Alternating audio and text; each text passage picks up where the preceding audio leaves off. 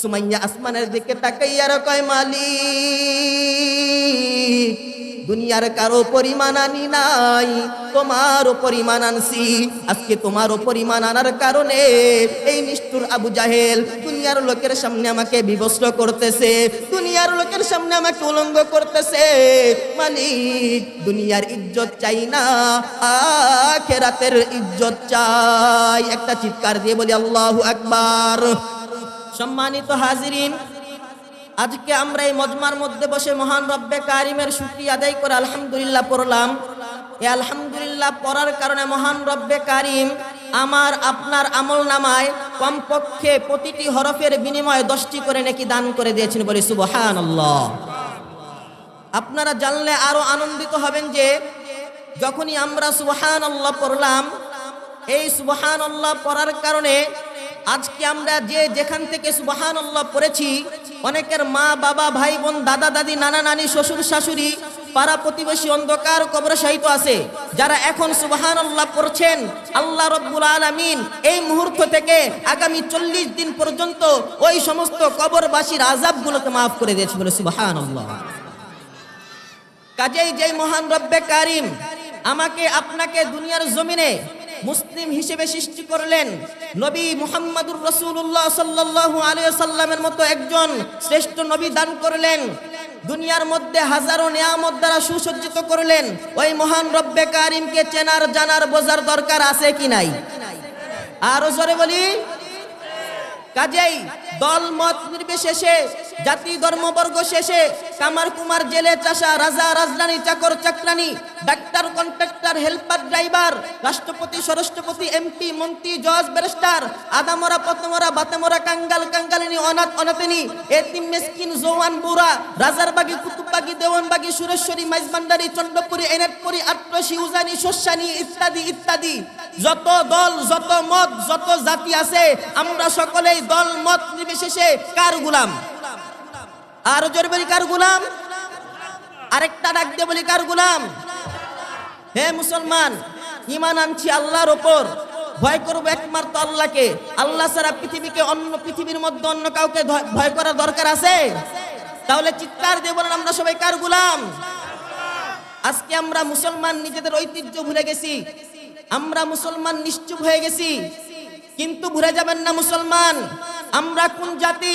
আমরা তো মুসলিম জাতি। আমরা রবের জন্য রক্ত দিতেও পারি, রক্ত নিতেও পারি। আমরা কাদের উত্তরসূরি আজকে ভুলে গেছি? আমরা তো আমির হামজা রাদিয়াল্লাহু তাআলা আনহুর উত্তরসূরি। যে আমির হামজা রাদিয়াল্লাহু তাআলা আনহু ইসলাম গ্রহণ করার কারণে, এক দিনের পথে আসার কারণে, নবী মুহাম্মদুর রাসূলুল্লাহ সাল্লাল্লাহু আলাইহি ওয়াসাল্লামের দিনকে কবুল করার কারণে কাফের মুশরিকরা তার কলিজাকে টুকরো টুকরো করে দিয়েছেন। তারপরে তিনি ইসলাম থেকে সরে যাননি, রবের পথ থেকে সরে যাননি, এক আল্লাহর পথ থেকে সরে যাননি। আমরা তো ওই সুমাইয়া রাদিয়াল্লাহু তাআলা আনহার সন্তান, যে সুমাইয়া রাদিয়াল্লাহু তাআলা আনহা ইসলাম গ্রহণ করার কারণে, এক আল্লাহকে মেনে নেওয়ার কারণে, এক আল্লাহর একত্ববাদের আওয়াজ দেওয়ার কারণে আবু জাহেলের মতো নিষ্ঠুর তাকে লজ্জা স্থানের মধ্যে বর্ষা নিক্ষেপ করতে করতে শহীদ করেছেন। তারপর ইসলাম থেকে সরে যাননি, দিনের পথ থেকে সরে যাননি।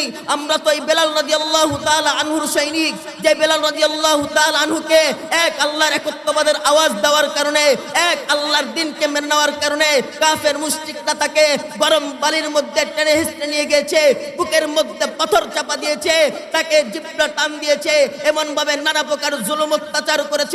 এত কিছু করার পরও তারা ইসলাম থেকে সরে যাননি, আল্লাহর একত্ববাদের আওয়াজ বন্ধ করেননি। আর আজকে আমরা মুসলমান নিশ্চুপ হয়ে গেছি, আমরা আল্লাহর একত্ববাদের আওয়াজ দিতে ভয় করছি। হে মুসলমান, আমি আপনাদেরকে বলতে চাই, যতদিন বেঁচে থাকবো ততদিন রবের একত্ববাদের আওয়াজ উচ্চ স্বরে দিব। আর এই উচ্চ স্বরে যদি রবের একত্ববাদের আওয়াজ দিতে যাইয়া জীবন দিতে হয়, প্রয়োজনে আমরা শহীদ আবু সাইদের মতো বুকের মধ্যে বুলেট লালন করতে রাজি, কিন্তু কোন বেঈমানের সামনে মাথা নত করতে রাজি না। আল কোরআনের সৈনিক আমি নেই কো পরাজয়, এক আল্লাহর গোলাম আমি, এই তো পরিচয় আমার, এই তো পরিচয়। সবাই আল কোরআনের সৈনিক আমি নেই কো পরাজয়, এক আল্লাহর গোলাম আমি, এই তো পরিচয় আমার, এই তো পরিচয়। এই দুনিয়ার সবই নকল, এই দুনিয়ার সবই নকল, আসল কিছুই নাই। এক আল্লাহর গোলাম আমি, এই তো পরিচয় আমার, এই তো পরিচয়। আমরা সবাই কার গোলাম? আরো জোরে বলি, কার গোলাম? ঈমান আনছি কার ওপর? ভয় করব কাকে? মুসলমান আল্লাহ ছাড়া পৃথিবীর কাউকে ভয় করতে পারে?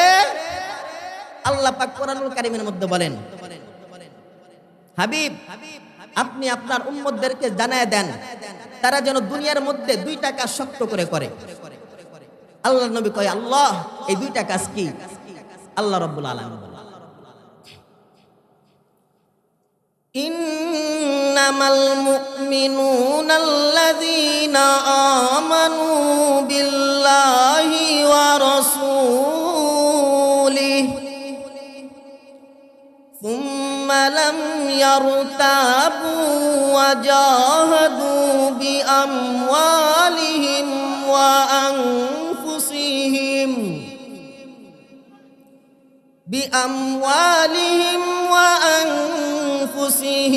ফি সাবিলিল্লাহ।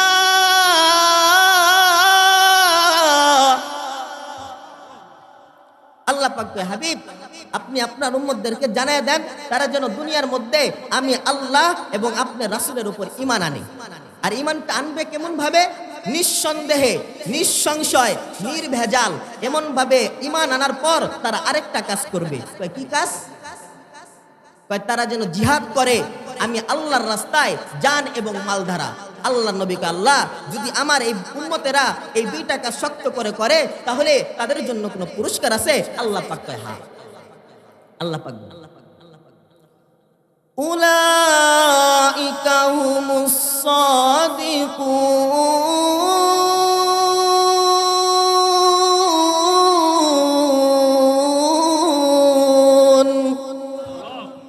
আল্লাহ পাক হাবিব তাদেরকে জানায় দেন যারা দুনিয়ার মধ্যে এই দুইটা কাজ করবে পৃথিবীর জমিনে ঈমানের দাবিতে, এরাই হচ্ছে আসল ভদ্রলোক, এরাই হচ্ছে আসল সত্যবাদী, এরাই হচ্ছে আসল সাদিকিন। এখন কাজ কয়টা?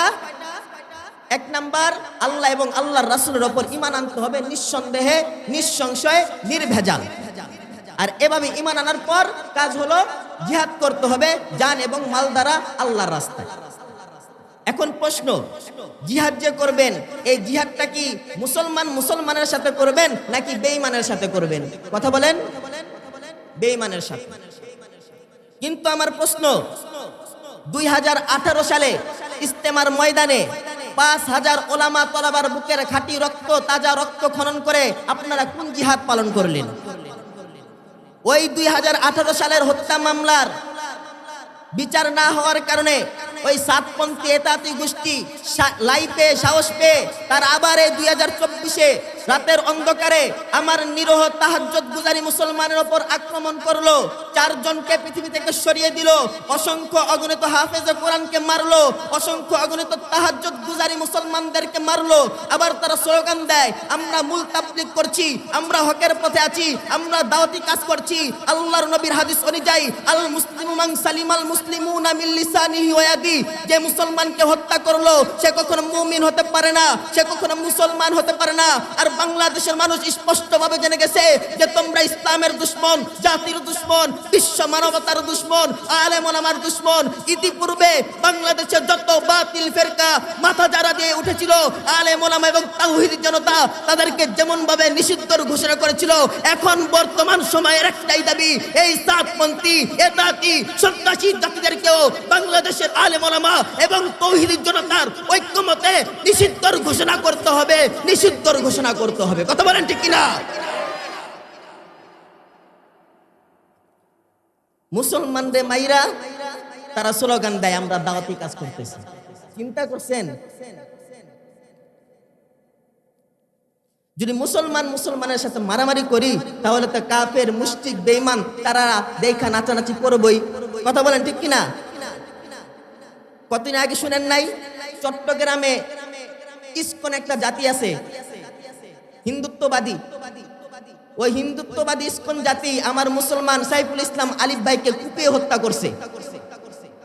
আমি ওই ইসকন জাতিকেও বলতে চাই, হে হিন্দুত্ববাদী সন্ত্রাসী জাতি ইসকন, তোমরা চট্টগ্রামের জমিনে সাইফুল ইসলাম আলিফ ভাইকে কুপিয়ে হত্যা করে কি প্রমাণ করতে চেয়েছো? যে তোমরা রাজা গৌর গোবিন্দর ভূমিকা পালন করছো। শুনে রাখো, যদি তোমরা রাজা গৌর গোবিন্দর ভূমিকা পালন করো, তাহলে আমরাও শাহজালাল ইয়ামানী রহমাতুল্লাহ আলাইহির ভূমিকা পালন করব।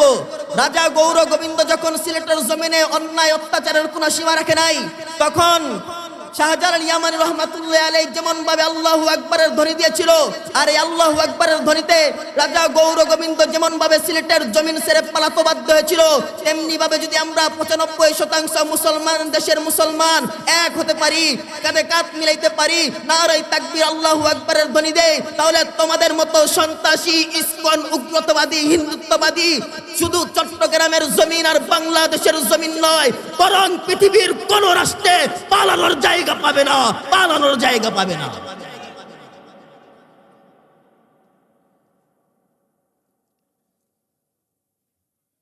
তারা মুসলমানের সাথে যুদ্ধ করবে। চিন্তা করছেন, গোবর খাওয়া আর মুখ খাওয়া জাতি গোস্ত খাওয়া আর দুধ খাওয়া জাতির সাথে লড়তে চায়।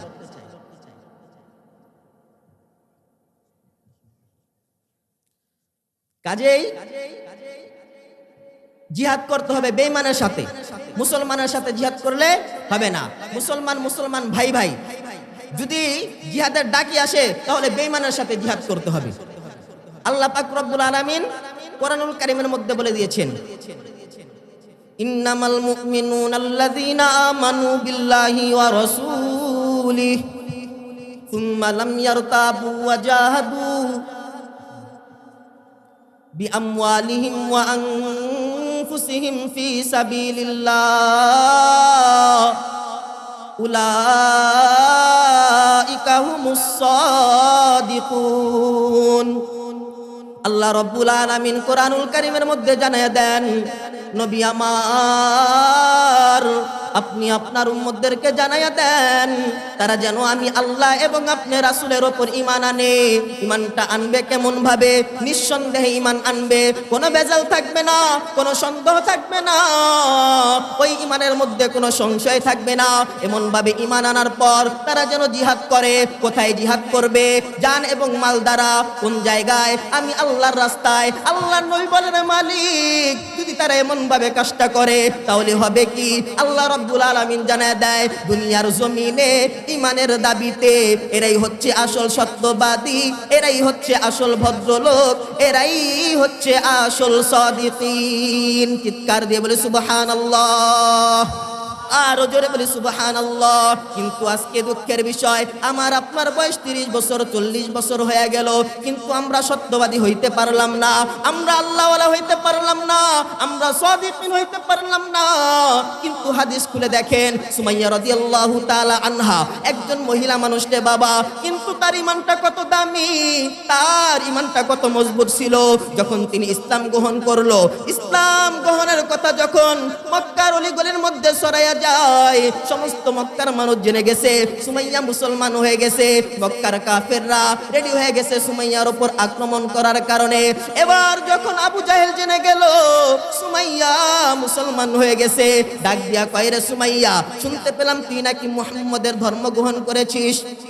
সুমাইয়া ডাক দিয়া কয়, যা শুনেছো সত্য শুনেছো, তার মধ্যে কোনো সন্দেহ নাই। আমি আল্লাহর উপর ঈমান আনছি, নবীর উপর ঈমান আনছি, এমন ভাবে ঈমান আনছি, কোনো সন্দেহ করি নাই, কোনো সংশয় রাখি নাই, কোনো দুশ্চিন্তা করি নাই, আমি নিঃসন্দেহে ঈমান আনছি।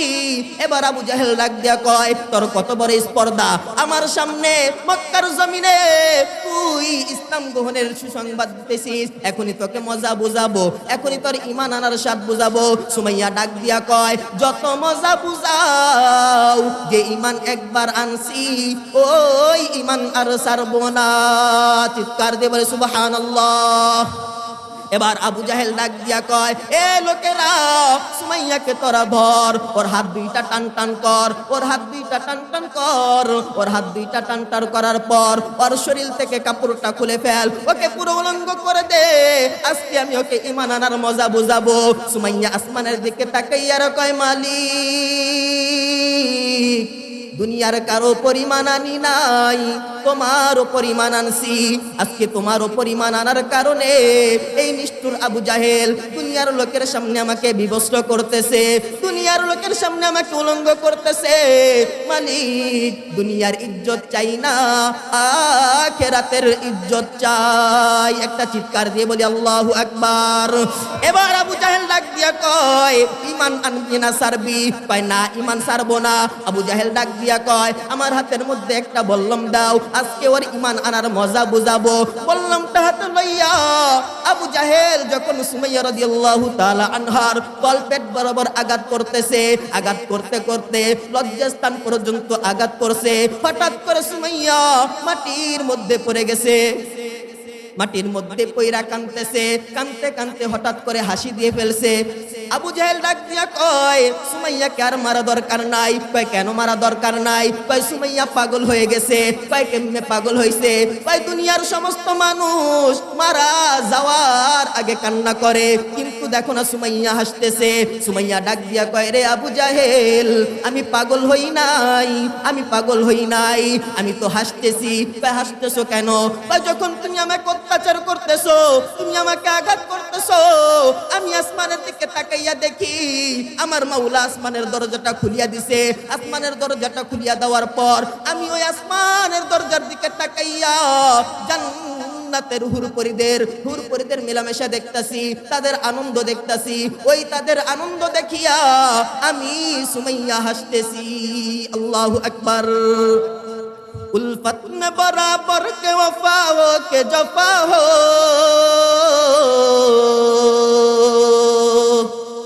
उल्फत में बराबर के वफा हो के जफा हो,